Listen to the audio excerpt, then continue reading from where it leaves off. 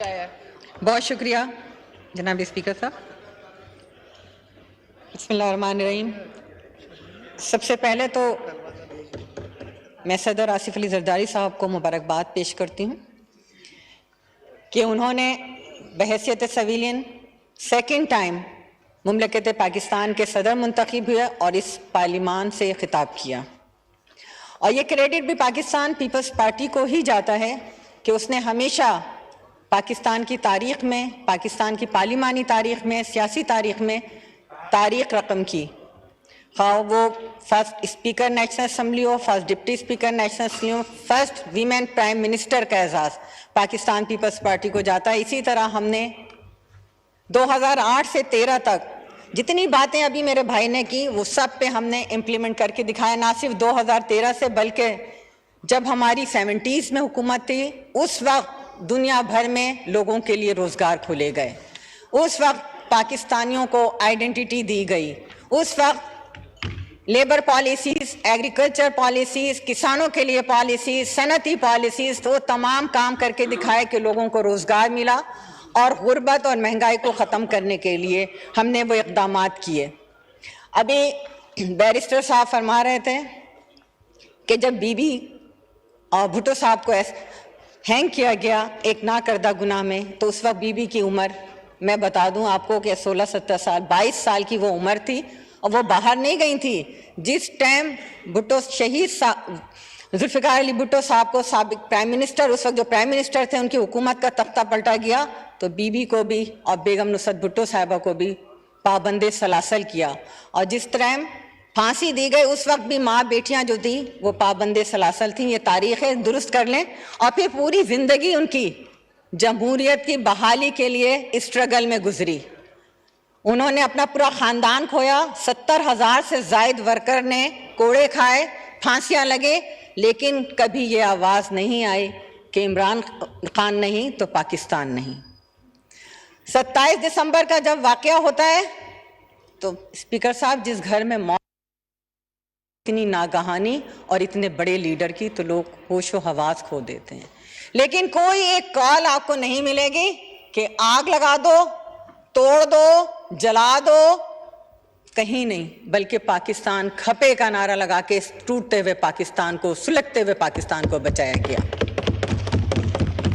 2008 میں جبکہ ہم سادہ اکثریت سے آئے تھے، ملک میں دہشت گردی تھی، دہشت گرد اسلام آباد تک پہنچ گئے تھے، لیکن آپ نے دیکھا کہ جو بی بی کا وعدہ تھا کہ سوات میں ہم پاکستان کا پرچم لہرائیں گے تو ہم نے لہرا کر دکھایا. ہم نے دہشت گردوں کا قلع کما کرنے کے لیے ہر ممکن کوشش کی.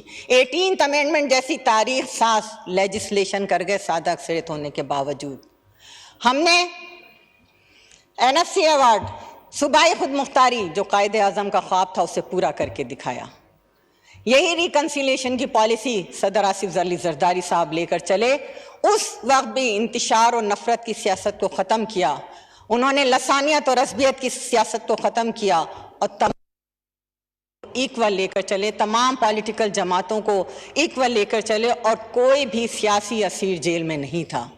2014 میں جب دھرنا ہوتا ہے، جب اس ملک میں جمہوریت کو ڈیریل کرنے کی سازش کی جاتی ہے، اس پارلیمان پہ حملہ کیا جاتا ہے، پی ٹی وی پہ حملہ کیا جاتا ہے اور تھانوں سے جا کے دہشت گردوں کو چھڑایا جاتا ہے، تو اس وقت بھی صدر آصف علی زرداری صاحب آگے بڑھے اور جمہوریت کا سفر جو ہے ڈیریل نہیں ہونے دیا. اور یہ بھی تاریخ ہم نے رقم کی کہ 2008 سے آج تک اگر اس ملک میں جمہوریت ہے تو وہ شہید محترمہ بے نظیر بھٹو صاحبہ کے خون سے اس کی آبیاری ہوئی ہے اور اس کی حفاظت صدر آصف علی زرداری صاحب، چیئرمین بلاول بھٹو اور ان کے ہم سپاہی ان کے ساتھ کھڑے ہیں.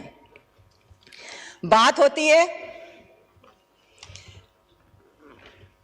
آمریت کی، تو آمریت کے جتنی پیداواریں ہیں وہ وہاں بیٹھے ہوئے ہیں. اور ہمیں یاد ہے ایوب خان کا ماشاءاللہ بھی کہ جو فرسٹ دستور ساز اسمبلی نے آئین بنایا تھا اس کو کیسے لپیٹ کے اور آئین کو معطل کیا. تو بالکل صحیح کہا کہ جنہوں نے آئین کو معطل کیا ان کو سنگین سزائیں ہونی چاہیے. ایبڈو کا قانون بھی یاد ہے کہ جس میں 80 سے زائد سیاست دانوں نے سیاست سے توبہ کر کے گھر بیٹھ گئے تھے اور 28 سیاستدان ایسے تھے جنہوں نے کورٹ کا رخ کیا، تو ان میں سے صرف 6 ایسے تھے جن کو انصاف ملا، باقی سب کو سزائیں ملی. تو یہ ساری چیزیں پاکستان کی تاریخ کا حصہ ہیں. صدر آصف علی زرداری صاحب کی جو اسپیچ ہے وہ ایک خوشحال پاکستان کا خواب ہے، اور اس کی تعبیر ہم سب کو مل کر پوری کرنی ہے۔ اگر آپ بات کرتے ہیں عامروں کی تو آپ تھرڈ آپشن نہ بنتے، کیونکہ تھرڈ آپشن آپ ہی بنے۔ ہمیں یاد ہے 2018 جب لاسٹ سیشن چل رہا تھا تو کس طرح پولیٹیشنز کو توڑ پھوڑ کر کے ادھر لے جایا جا رہا تھا، کس طرح مجھے وہ ISPR کی پریس کانفرنس بھی یاد ہے جس میں کہا تھا کہ تبدیلی کو ووٹ دیجئے، اور پھر دیکھا کہ تبدیلی کیسے تباہی بن کر ہمارے ملک پہ مسلط ہوئی۔ وہ 1 کروڑ نوکریاں اور 50 لاکھ کا گھروں کا خواب ہی رہا کہ روزگار ملنے کے بجائے روزگار جو ہے وہ چھین لیے گئے۔ اسپیکر صاحب، بات ہوتی ہے کردار کی، بات کردار کی ہوتی ہے، ورنہ قد میں تو سایہ بھی انسان سے بڑا ہوتا ہے۔ اگر آپ بات کریں سیاست کی تو اس ملک میں ہمیشہ پاکستان پیپلز پارٹی نے جمہوریت کی اور آئین کی بحالی کی جدوجہد کی۔ شہید محترمہ بینظیر بھٹو صاحبہ ہوں یا صدر آصف علی زرداری صاحب، وہی ریکنسیلیشن کی پالیسی کو لے کر چل رہے ہیں جس کا اس کتاب میں ذکر ہے بار بار کہ آئیں اس ملک کو معاشی بحرانوں سے، اس ملک کو سیاسی بحرانوں سے لے کر نکلیں۔ آپ کہتے ہیں ہم بات کرتے ہیں، جب ادھر سے بات ہوتی ہے تو آپ سے برداشت نہیں ہوتا، اور آپ جو ہیں ہر وقت فارم 45 اور 47 کی بات کرتے ہیں۔ ہمیں یاد ہے کہ 2018 میں کس طرح پولنگ اسٹیشنوں کو یرغمال بنایا گیا، کس طرح نتائج کو تبدیل کیا گیا، اور اس وقت کے نتائج پہ جو تحفظات تھے کوئی بھی پارٹی اسمبلی میں آنے کو تیار نہیں تھی۔ لیکن یہ بھی کریڈٹ پاکستان پیپلز پارٹی کو جاتا ہے کہ انہوں نے PMLN کو، انہوں نے JUI کو راضی کیا کہ ہم نہیں چاہتے کہ جمہوریت ڈیریل ہو، اور یہی وجہ ہے کہ پھر وہ 5 سال پورے ہوئے اور ووٹ آف نو کانفیڈنس کی بات ہوتی ہے۔ یہ بھی پاکستان میں پہلی مرتبہ پاکستان پیپلز پارٹی کے چیئرمین نے ووٹ آف نو کانفیڈنس کی تحریک پیش کی، اور جو اس کے ساتھ ہوا اسی سیٹ پر بیٹھ کر آئین کو توڑا گیا۔ اس صدر نے جو آج بات کی جا رہی ہے عارف علوی صاحب کی، تو انہوں نے بھی اسمبلی کو ڈیزالو کیا۔ وہ تو شکر ادا کریں گے کورٹ نے جو ہے صحیح فیصلہ کیا، ورنہ کورٹ کو جتنا پریشر میں لے کے اپنے حق میں فیصلے کرائے جاتے ہیں ہم نے تو بھگتا ہے۔ ہمیں تو 44 سال کے بعد شہید ذوالفقار علی بھٹو کو انصاف ملا ہے، ورنہ یہاں تو کورٹ میں جاتے ہیں تو گڈ ٹو سی یو اور سیف پیسج دے کے نکالا جاتا ہے۔ شکر کریں کہ وہ نہیں، ہمارے ساتھ جو ہوا وہ اگر آپ کو جھیلنا پڑتا تو کبھی بھی آپ اس کو برداشت نہیں کر سکتے تھے۔ کبھی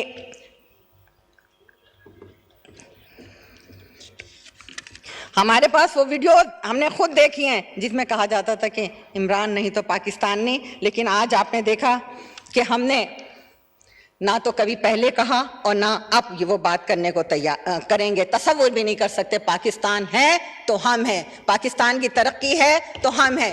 آپ دیکھیں کہ صدر آصف علی زرداری صاحب نے اس میں ویمن امپاورمنٹ کی بات کی۔ ویمنس کی ہم بات کرتے ہیں، مجھے یاد ہے 2018 کی بات ہے، چیئرمین صاحب کو نیب نے طلب کیا، جبکہ ابھی انہوں نے اوتھ اٹھائے ہوئے انہیں 1 مہینہ ہوا تھا۔ ہم تمام پارلیمنٹیرین ان کے ساتھ نیب کوٹ جا رہے تھے، میں بھی تھی، یہ سب ہمارے ساتھ خواتین تھیں۔ جب ڈی چوک پہ پہنچے تو بہیمانہ تشدد ہم پر ہوا، ہمارے بچوں پر ہوا اور ورکرز پر ہوا۔ رمضان کا مہینہ، سخت دھوپ، ہم پہ پانی کے واٹر کینن پھینکے گئے، ہم خواتین تھے، ہمارے کیا حال ہوئے ہوں گے۔ اور اس وقت کا وزیر داخلہ کہہ رہا تھا کہ ان کی جو ہے میڈیکل رپورٹ نہ بنائی جائے، موبائل میں ڈال کر لے گئے ہم خواتین کو، اور پھر کہا گیا جو ہم پہ تشدد ہوئے، یہ شازیہ صوبیہ گواہیں یہ میڈیکل کے لیے گئیں تو وہاں فون آیا اس وقت کے وزیر داخلہ کا کہ اگر ان کے میڈیکل رپورٹ بنائی گئی تو ان کے بچے جتنے بھی ورکرز گرفتار ہیں ان کی اینٹی ٹیررزم میں ان کے کیسز بنیں گے۔ اور نہ صرف یہ بلکہ محترمہ فریال تالپور صاحبہ کو عید کی چاند رات کو لے جایا گیا۔ صدر آصف علی زرداری صاحب مستقل قید و بند کی صعوبتیں برداشت کرتے رہے اور کراچی میں ان کے کیس نہیں کیے گئے۔ صدر آصف علی زرداری صاحب پہ محترمہ فریال تالپور صاحبہ کو یہاں بلایا جاتا تھا، پنڈی میں رکھا جاتا تھا، بختر بند گاڑی میں بند کر کے لایا جاتا تھا۔ ایک یہ نہیں، خوشی شاہ صاحب جیسے سینئر بزرگ آغا سراج درانی، اعجاز جاخانی صاحب، ان کے گھر پہ حملہ ہوا، ان کے چار دیواری کا تقدس کو پامال کیا گیا۔ ایک پارلیمنٹیرین پہ وہ حملے ہوئے آج کہتے ہیں کہ جی ہماری عورتوں پہ حملے ہوئے. ہم نے تو کوئی 9 مئی جیسا واقعہ نہیں کیا تھا, ہم نے تو کسی شہدا کی یادگار کو نہیں جلایا تھا. ہم اگر اپنے چیئرمین کے ساتھ جا رہے تھے, ہمارے یہ قصور تھا, پرامن طریقے سے جا رہے تھے, تو ہمیں اس طرح اسلام آباد کی سڑکوں پہ گھسیٹا گیا اور تشدد کیا گیا, ہمیں وہ بھی یاد ہے. لیکن آکاش اس وقت آپ لوگوں کو بھی یاد ہوتا کہ جس طرح بھی ہمارے کولیگ جناب قادری پٹیل صاحب نے کہا کہ میں کہتا تھا کہ یہ وقت بدلنے میں دیر نہیں لگتی, لیکن وہ ہمارے ساتھ وہ کچھ ہوا جو کبھی ہم تصور نہیں کر سکتے تھے, اور بغیر کسی یادگار پہ حملہ کیے ہوئے, بغیر ہم نے کوئی کسی پہ تشدد کو نہیں اکسایا. ہم ہمیشہ پرامن رہے ہیں اور پرامنی رہ کر ہم نے ہمیشہ سیاست کرنی چاہیے. ابھی بات کی جا رہی تھی, ہمارے فاروق بھائی بڑے سینئر پولیٹیشین ہیں, بابو بھائی, جس کو ابھی قادر بھائی نے ایک اور نام دے دیا, اور بابو بھائی. میرا تعلق بھی کراچی سے, اور میں اس پہ فخر کرتی ہوں کہ صوبہ سندھ وہ صوبہ ہے جہاں لوکل گورنمنٹ سسٹم تسلسل کے ساتھ چلتا رہا, جہاں پہ الیکشنز بھی ہوتے رہے, اور صوبوں میں تو آئے جو جمہوریت کے چیمپئن بنتے ہیں انہوں نے اس کو رول بیک کیا, ڈیزالو کیا اور ختم کر دیا. وہ لوگ جو لوکل گورنمنٹ کی بات کرتے تھے, جو اس کی امپورٹنس پہ لیکچر دیتے تھے, انہوں نے اپنے صوبوں میں نہیں چلنے دیا. لیکن الحمدللہ صوبہ سندھ کے اندر لوکل گورنمنٹ سسٹم بھی چل رہا ہے.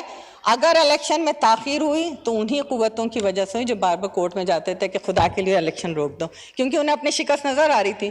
بہرکیف الیکشن بھی ہوئے, اور سب سے زیادہ شیئر صوبہ سندھ میں اگر کسی کو ملتا ہے تو وہ کراچی شہر ہے. کراچی کی ڈیولپمنٹ کے لیے ملتا ہے.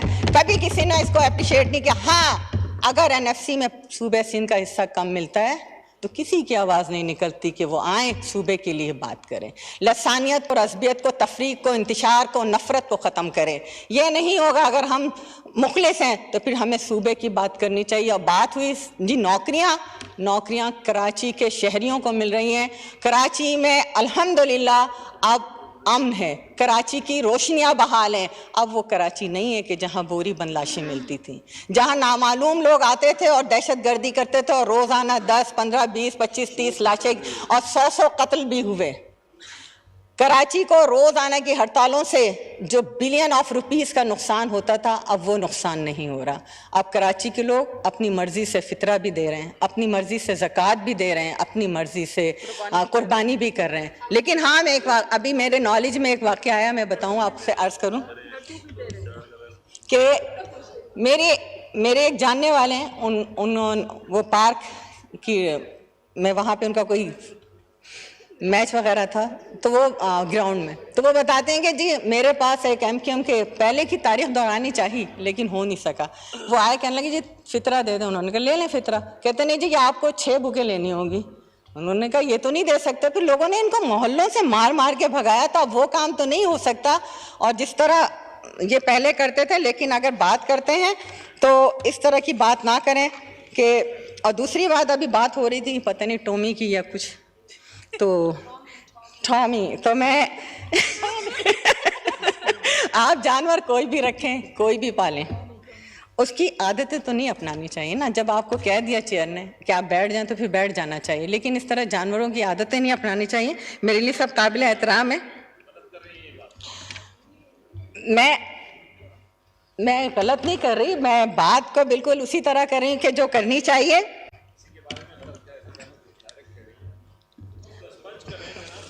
نہیں,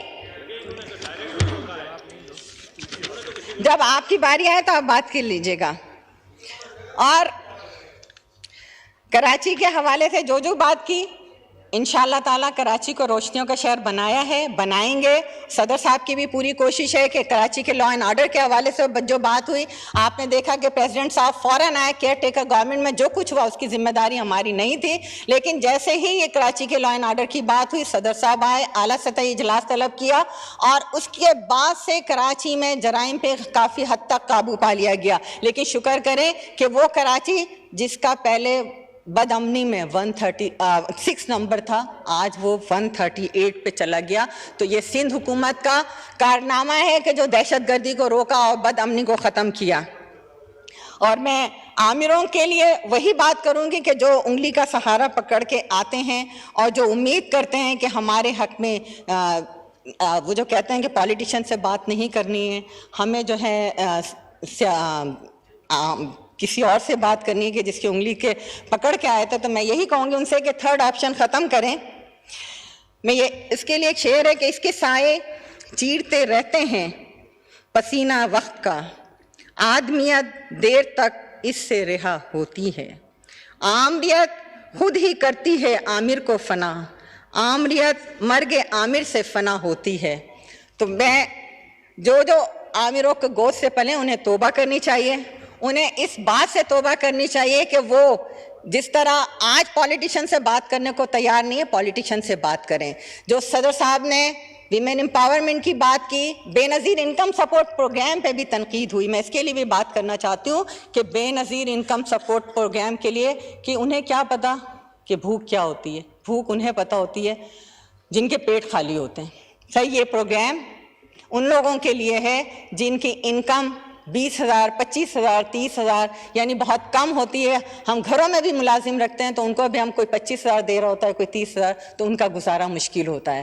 تو یہ وہ انکم ہے جو ان لوگوں کو سپورٹ کرتی ہے تاکہ وہ اپنے گھر کو چلا سکیں, یوٹیلیٹی بلز, بچوں کی تعلیم, اور ان کے لیے بہت بڑی نعمت ہے. اور یہ دنیا بھر کے لیے, دنیا بھر میں اس کو رول ماڈل لیا جا رہا ہے, عالمی سطح پہ اس پروگرام کو سراہا جا رہا ہے.